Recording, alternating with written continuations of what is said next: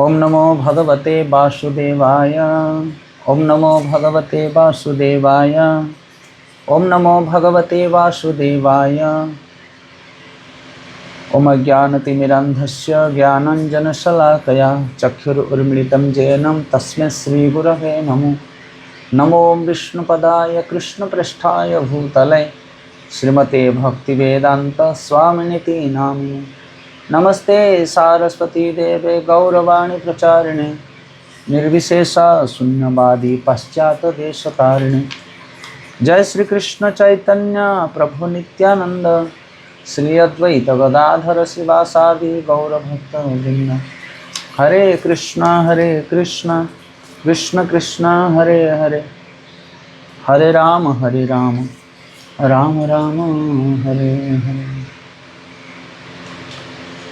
हरे कृष्ण। बहुत बहुत धन्यवाद समस्त को आज सकाळ भागवतम क्लास जो मैंने उपस्थित अच्छा एवं जपा सेक्शन जो मैंने अंशग्रहण कर समस्त गुरु गुरु धन्यवाद। तो आपण मैंने समस्ते जानी आज हूँ व्यास पूर्णिमा गुरु पूर्णिमा। तेणु आज आम व्यासदेव विषय किसी श्रवण करवा एवं गुरुंकर महिमा विषय किसी श्रवण करवा। आपण मैंने समस्ते जानी व्यासदेव होउछन्ने भगवान शक्त्यावेश अवतार।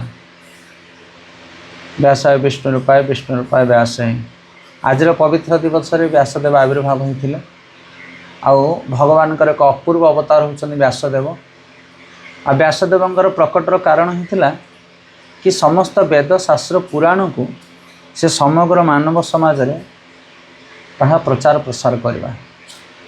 जमिते भगवान कृष्ण द्वापर जुगरे गीता ज्ञान को उपदेश प्रदान करके जाइथिले, किंतु से ज्ञान को कली जुगर लोक मैंने केमते प्राप्त हो पारे।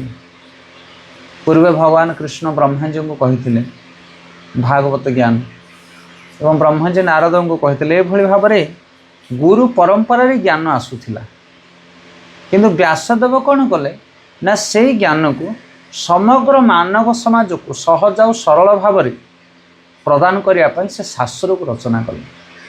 तेणु कलिजुग मानव मनुष्य मानक कलिजुगर मनुष्य मानक शास्त्र गोटे महत्वपूर्ण भूमिका आध्यात्मिक प्रगति पाई।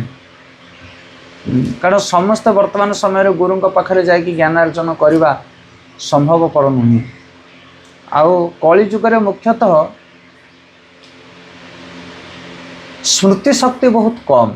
से समय गुरु जहाँ उपदेश दूसरे शिष्य ताको सांगे सांगे ग्रहण करनौथिले। श्रुतिधर एते श्रुति शक्ति थिला, किंतु कली जुगर लोक मानकर आयुष बहुत कम, श्रुति शक्ति बहुत कम। तेणु व्यासदेव कृपा करी कौन कले ना वेद शास्त्र पुराण रचना कले, जाफल अति अयोग्य व्यक्ति मध्य अति साधारण व्यक्ति मध्य ए जो गीता भागवत को निज जीवन में पाठ करी ग्रहण करी शास्त्र अध्ययन करी से जीवन में आध्यात्मिकता को वर्ण करें।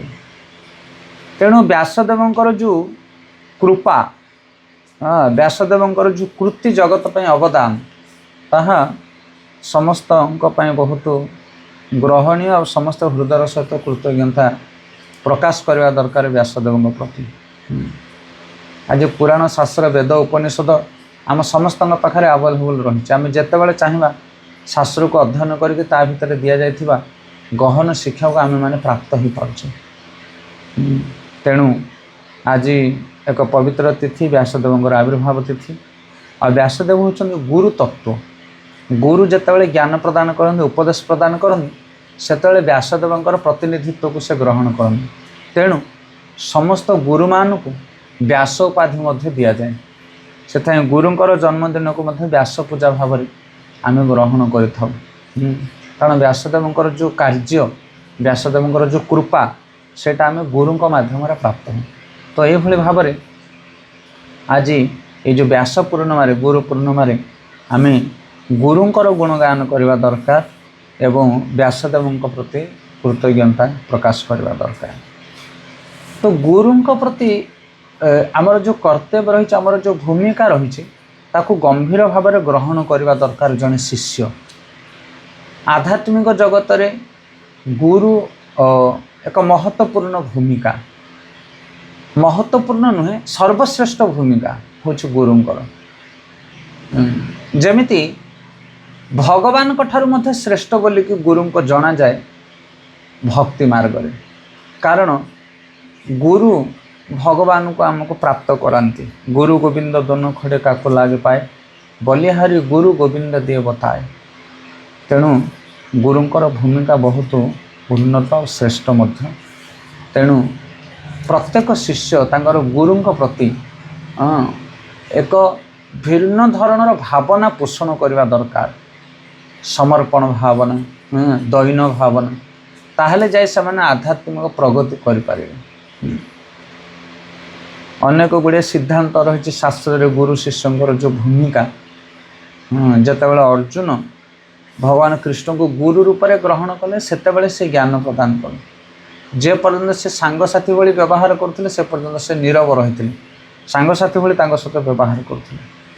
तेणु जे पर्यंत जड़े शिष्य गुरुंक प्रति गुरु भाव पोषण न कर से पर्यंत गुरुंक ठारू उपयुक्त शिक्षा से प्राप्त हो पार ना। जमी गीतार भगवान कहते तत्विधि प्रणिपातन परिप्रश्न से भया उपदेक्षन्ति ते ज्ञान ज्ञानी तत्वदर्शिन। जो मैंने तत्वदर्शी ज्ञानी गुरु से चरण में आम शरण जावा दरकार, कार्पण्य भाव को ग्रहण करवा दरकार। ताहले जाए गुरुंक ठारू आम उपयुक्त शिक्षा लाभ कर।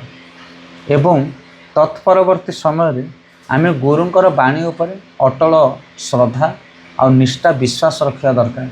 ताहले जाइए गुरुंक कृपा को आम जीवन में आम वरण कर। ये भी बहुत महत्वपूर्ण सिद्धांत। तेणु आज दिन में आम शपथ ग्रहण करवा, आम पण करवा कि आम देथिबा गुरुंक वचन एवं गुरुंकर आदेश ताको आम कड़ाकड़ी भाव में पालन करने संकल्पबद्ध हवा।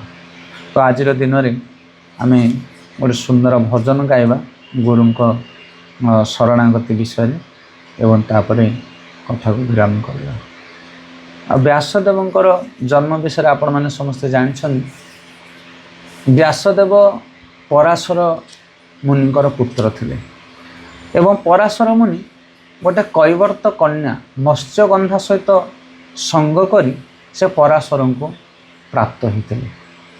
तो जदि आम देखा ताहले व्यासदेव तो गोटे विजातीय संतान। तांकर माँ होचंदी कैवर्त एवं बापा होचंदी ऋषि। यही केमिति संभव?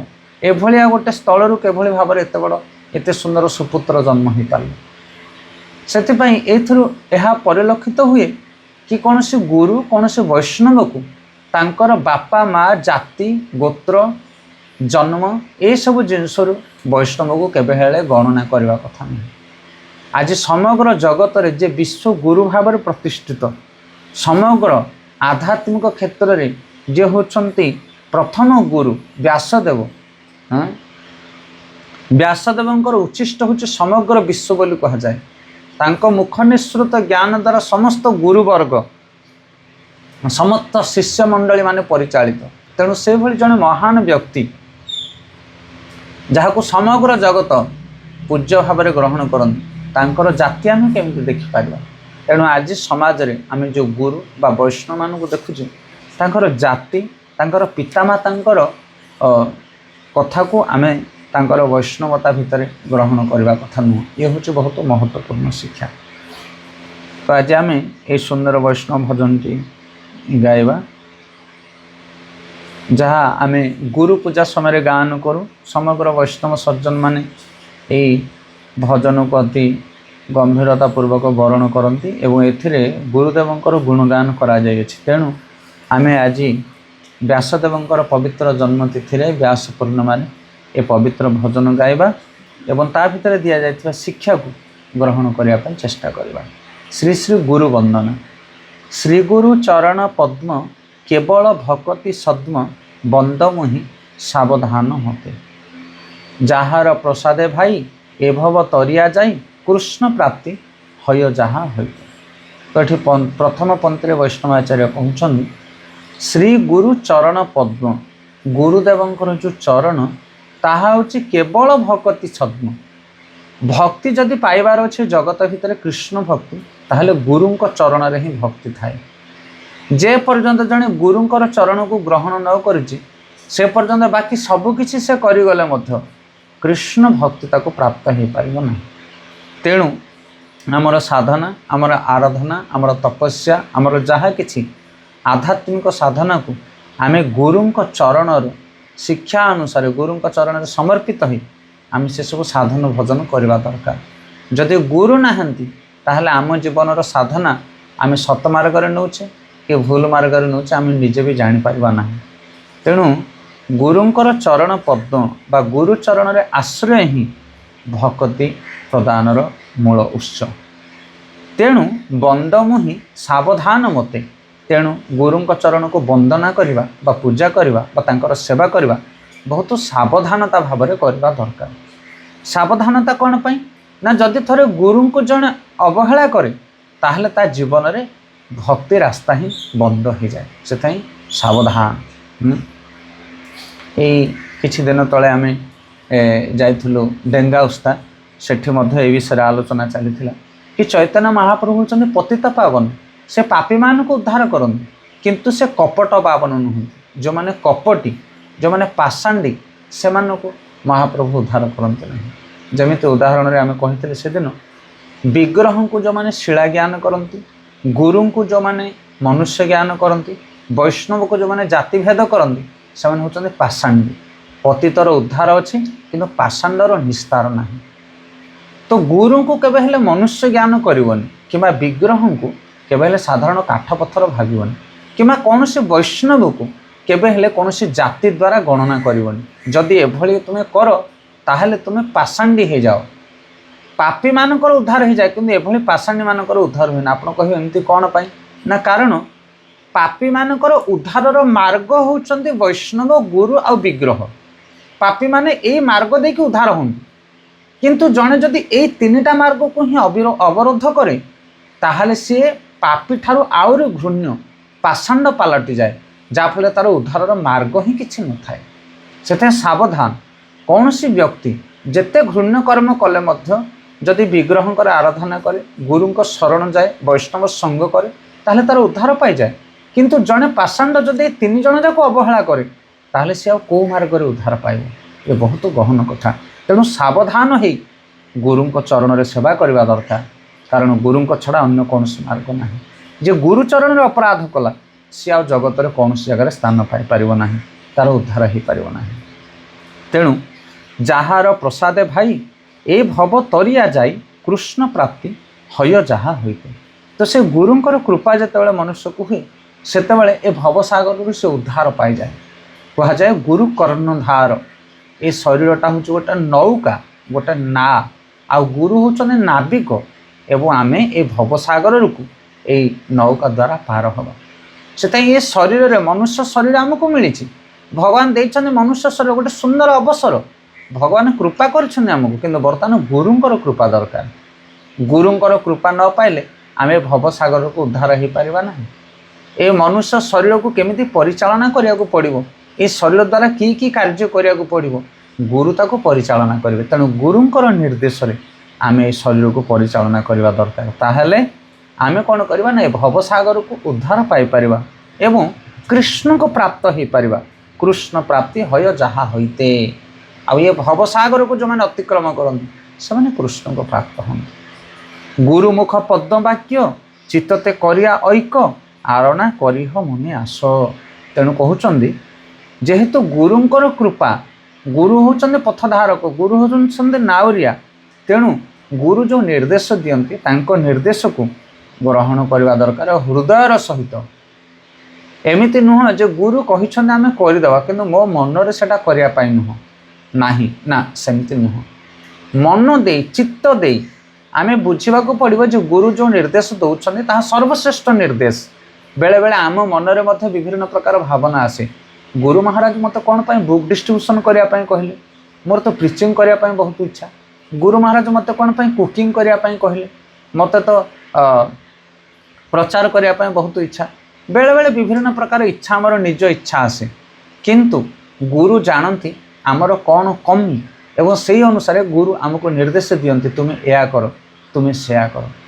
जमिति गोटे लोकर मिठा खायापाई इच्छा, से तो डायबिटीज होती, से डॉक्टर मना करे तुम मिठा खाई पार ना से कह अरे कि कथा मोर मिठा खायापी इच्छा अच्छी कि डॉक्टर मना करुच्ची डॉक्टर जानी तुम मिठा खाई खाई डायबिटीज तेणु से मिठा तुमको बंद कर तेणु आम मनरे जो गर्व अभिमान दंभ आदि विभिन्न प्रकार कुत्सित भावना आसे गुरु जापारती आम मानसिक स्थिति को और से अनुसार से आमको सेवा दियंती तेणु गुरु जहाँ निर्देश दियंती ताकू कड़ाकड़ी भाव में आम जब पालन करवा ताहले आम भवसागर को उद्धार हो पार गुरुमुख पद्मवाक्य चित्तते करिया एक निष्ठार सहित मनरे दृढ़ संकल्पबद्ध हो गुरुंकर वाणी को ग्रहण करने दरकार अन्य कौन से विषय चिंता करने कथा नुह आरना कर मन आस कारण तुम ठारू गुरु को अधिक जना तुम्हें जी भावुच मुझे भावुच एमती भल हाँ सेमती भल हाँ कि गुरु गोटे अलग प्रकार कथा कहे तुमको अलग अलग लगे सेमती लगिपे कि प्रकृत में गुरुंकर निष्पत्ति हूँ श्रेष्ठ निष्पत्ति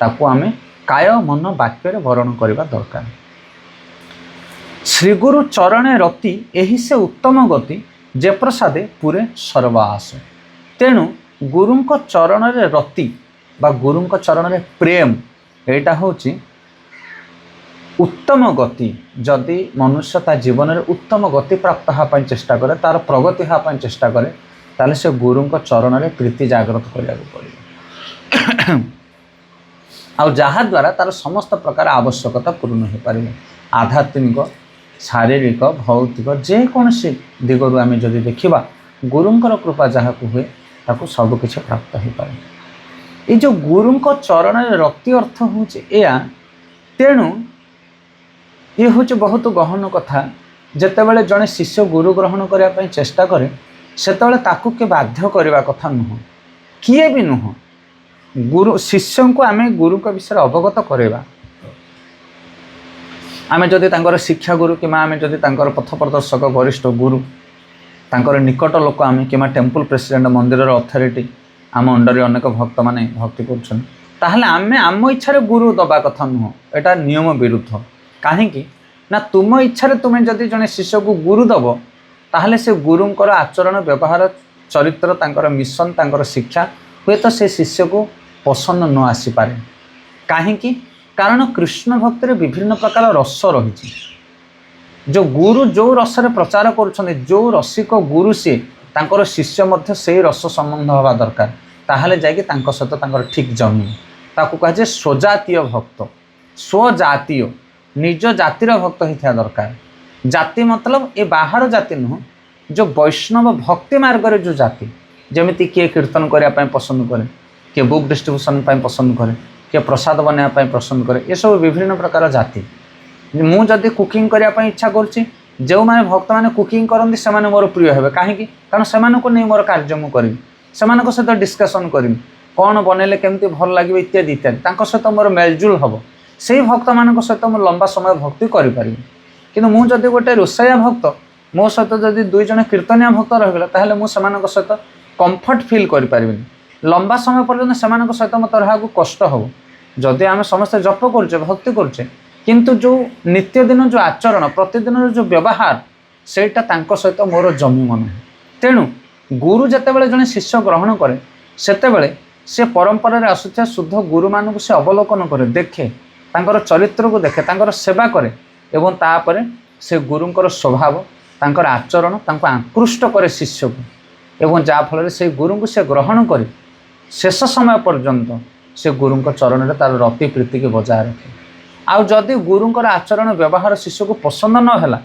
तांकर व्यवहार ये खुशी नहला तांकर चरण प्रति रक्ति नहला ताहले अपराध सृष्टि हो आउ से अपराध कारण तुम्हें ही जीव किए ना जे जबरदस्त करके तांको गुरु ग्रहण करथिबे तेणु गुरुंक चरण रे रति अर्थात शिष्य प्रथमे ही गुरुंकर संग करवा दरकार दीक्षा नवा पूर्व गुरुंक विषय जानिबा दरकार गुरुंकर प्रवचन शुणा दरकार गुरुंकर शिष्य मानक संगति करवा दरकार जदि ताकू गुरुंकर शिष्य मंडली सहित कंफर्ट फील होची गुरुंकर कथा प्रति तार चित्त मन आकृष्ट होची ताले से गुरुंक से ग्रहण करवा दरकार जाफल सारा जीवन पर्यंत गुरुंक चरण जो रति सेटा केबे तार विनाश होबनी जदि गुरुंक चरण रे रति तार न रहिला गुरु को अवमानना कला हृदय जदि गुरुंकर कथा प्रति प्रीति न रहिला ताहले तार पतन हो उत्तम गति हो पार ना तेणु ये बहुत गंभीर कथा चक्षुदान दिल जेई जन्मे जन्मे प्रभु से दिव्य ज्ञान हृदय प्रकाशित। तेणु जदि आम गुरु चरण में रति रखा एवं गुरु चरण में आश्रय नहीं भगवान भजन करवा ताहले सी आमको ज्ञान प्रदान करेंगे। कि ज्ञान ना ज्ञान चक्षु ताको कहा जाए। नयन पसंती जन्मांध कामांध नयन पसंती धनांध नैव पसंते नैव पसंती ज्ञानांध। तेणु ज्ञान जार ना से अंध भली। तो गुरु कौन करते आमको उत्तम ज्ञान दियंती ज्ञान चक्षु बोली कहा जाए। आ द्वारा आमको कौन मिले ना उपयुक्त मार्गदर्शन मिले। चक्षुदान दिल जे जन्मे जन्मे प्रभु से आमे जेतेबेले दिव्य ज्ञान ग्रहण करू गुरु ठारू से ज्ञानर माध्यम आमे एमिति कर्म करू एमिति प्रगति करू जा फल केवल यही जन्म ताहा प्रगति हुए ना जन्म जन्म पर्यंत से कृति से स्वीकृति से कर्मर फल आमे प्राप्त हो। तेणु आमे यही जन्म जो गुरु ग्रहण करू जन्म जन्मांतर पर्यंत से गुरुंकर कृपा से गुरुंकर शिक्षा आम निकट रहे। तेणु कह जाए जन्मे जन्मे प्रभु से दिव्य ज्ञान हृदय प्रकाशित। एवं गुरु जिते कृपा करती से शिष्यर हृदय रे ज्ञान प्रकट हुए। जमिति ध्रुव महाराज भगवान विष्णु को देखला पर से अति छोट बालक से स्कूल कॉलेज जाई नथिले कौन से गुरुकुल जाई नथिले बयस बहुत कम थिला तांकर किंतु से भगवान को सुंदर रूप को देखि से गुणगान करने चाहूँ स्तुति करने चाहूँ किंतु से तो संस्कृत शिक्षा ना पाखे से तो आगुरी कौन से विद्यालय को जाए ना गुरु ग्रहण करना केवल किसी समय नारद उपदेश पाई मंत्र पाई। बर्तमान भगवान विष्णु जो देखुं ये जो उत्साह ध्रुवंकर हृदय से भगवान कौन कले ना पंचजन्य शंख को ध्रुवंकर मस्तक को स्पर्श करे आ मथारे लगिला मात्र कि हृदय शुद्ध है पवित्र है समस्त ज्ञान हृदय स्वतस्पृह भाव परिप्रकाश है एवं ध्रुव महाराज भगवान सुंदर गुणगान करने को लगे। तेणु हृदय दिव्य ज्ञान परिप्रकाश हुए। आम गीता भागवत को धरिक रट्टा मारिबा द्वारा बारंबार श्लोक आवृत्ति करने द्वारा बारंबार ताको अभ्यास प्रैक्टिस करने द्वारा आम ज्ञान प्राप्त हो पारानी। पंडित मैंने एभली भाव प्रयास करूँ मना नहीं आम अध्ययन करवा शास्त्र अध्ययन करवा श्लोक रिसाइडिंग करवा किंतु गुरुंकर निष्ठापर सेवा करने द्वारा आम गुरुंकर कृपा पाइले आम अनाशायरी ये जो दिव्य ज्ञान को प्राप्त हो पार। तेणु बेले बेले देखा जाए आम समाज में मध्य देखू अनेक अनेक अल्प शिक्षित व्यक्ति माने जो माने अधिक संस्कृत ज्ञान ना अधिक विद्या शिक्षा करना से बेले बेले बहुत सुंदर गीता भागवतर प्रवचन करते गीता भागवतर गहन ज्ञान को से अति सरल भाव में परिप्रकाश करते। एटा केमिति हुए ना गुरुंकर कृपार हुए गुरुंकर सेवार हुए। प्रेम भक्ति जहाँ होते अविद्या विनाश जाते वेदे गाए जार चरित से गुरुंकर कृपारू आमको प्रेमा भक्ति मिले। प्रेम भक्ति हूँ श्रेष्ठ भक्ति साधन भक्ति राग भक्ति एवं तत्पश्चात प्रेम भक्ति। तेणु आम जीवन में आम चेष्टा करवा गुरुंक चरण में निष्ठार सहित भक्ति जार्जन करने एवं जहाद्वारा आम प्रेमा भक्ति प्राप्त हो पार। ये प्रेम भक्ति बहुत महत्वपूर्ण वस्तु समस्ते जीवन में प्रेम भक्ति पाइबा चेष्टित रहा दरकार कारण मनुष्य जीवन लक्ष्य हूँ कृष्ण प्रेम। कृष्ण प्रेम आम भक्ति करुचे किंतु भक्ति सहित प्रेम रहा दरकार। जब प्रेम प्रेम न रही जो भक्ति ताहा शुष्क भक्ति भाव में परिगणित हो। जमीती आजिकल समस्ते अनेक लोक भगवान सेवा करुछन्ति पूजा करुछन्ति धूप दीप दौरान भगवान नाम जप करुछन्ति कीर्तन करुछन्ति किंतु भगवान प्रति प्रेम नाही। जदि प्रेम नाही ताहले भगवान से सब भक्ति को ग्रहण करती नाही वरण करती नाही। जमिति उदाहरण स्वरूप गीतार भगवान कहते पत्रम पुष्पम फलम तयम यो में भक्ता प्रयश्यति तदहम भक्ता अपहृतम अस्नामि प्रयतात्मा। भक्ति प्रयश्यति जे भक्तिर सहित प्रेमपूर्ण भाव में दिए मुझे ग्रहण करे आ से प्रेमा भक्ति आमको कौटू मिले गुरुंक चरण मिले।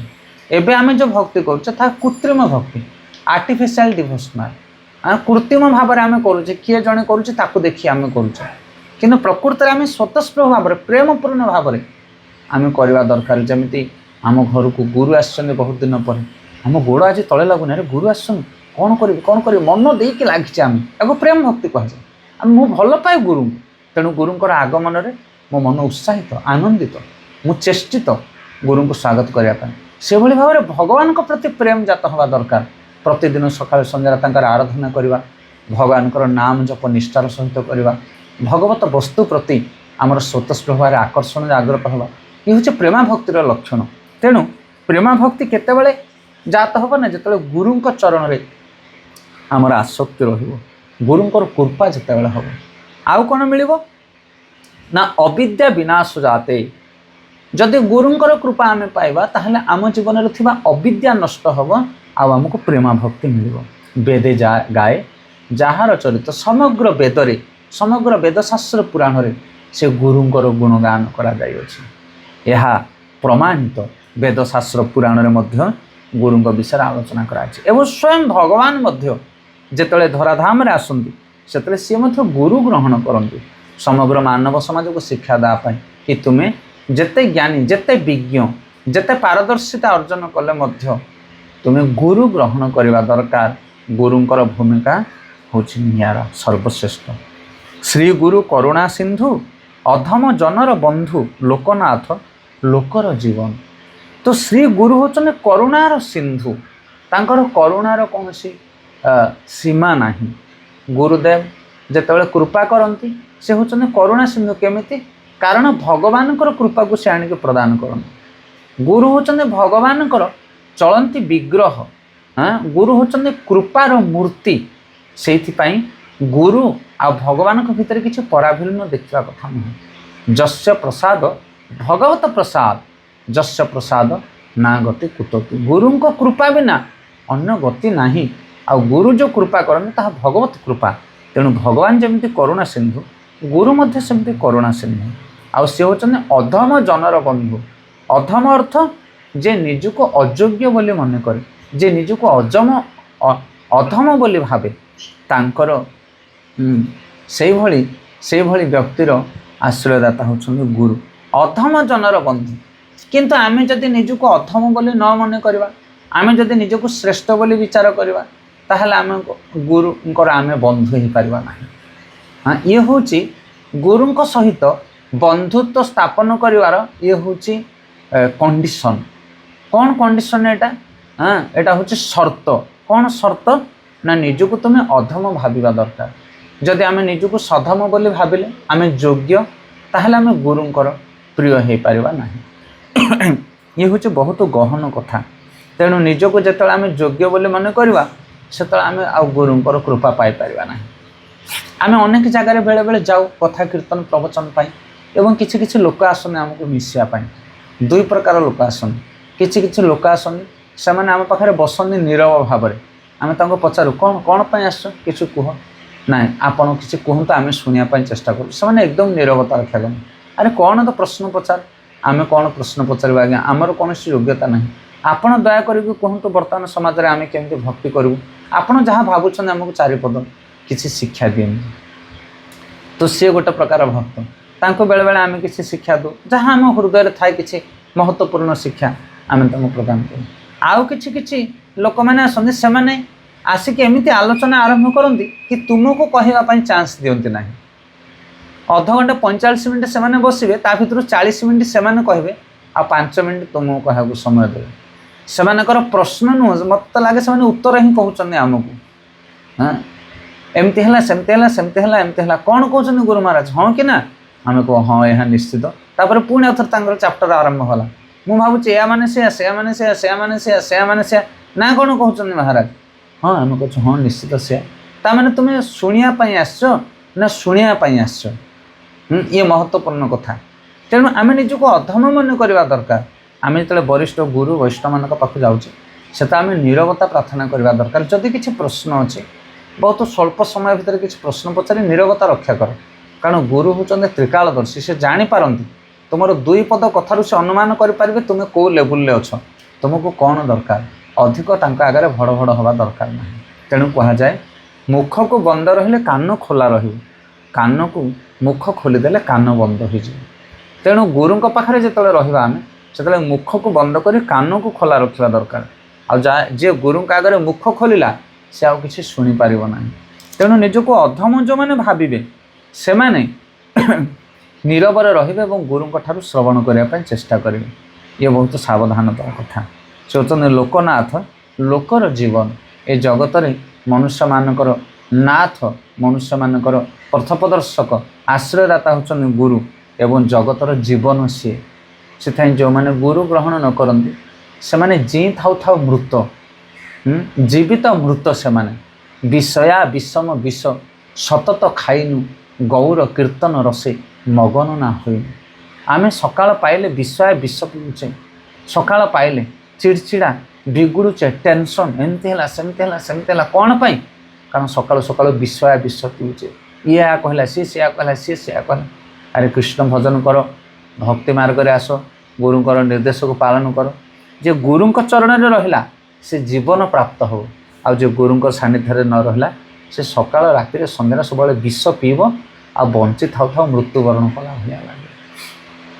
आहा प्रभु कर दया देह मोरे पद छया एबे जस घोषुक त्रिभुवन।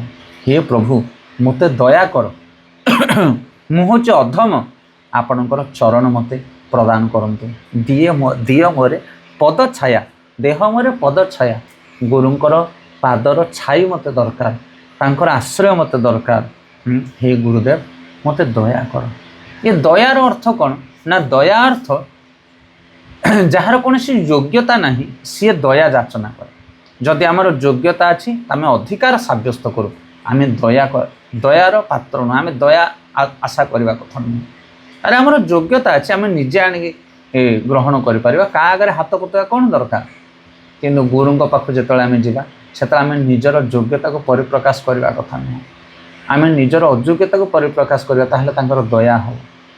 हे गुरुदेव मते दया कर देह मोर पद छा आपण चरण सेवा मत दियो मत कौन से बहुत बड़ पोस्ट दरकार ना आपणकर चरण सेवकर सेवक आपणकर सेवकर सेवक आपणकर दासन दास मत बन दियो यहाँ मोर अभिलाष मोर यहाँ हूँ स्थान आ मत किसी दरकार ना।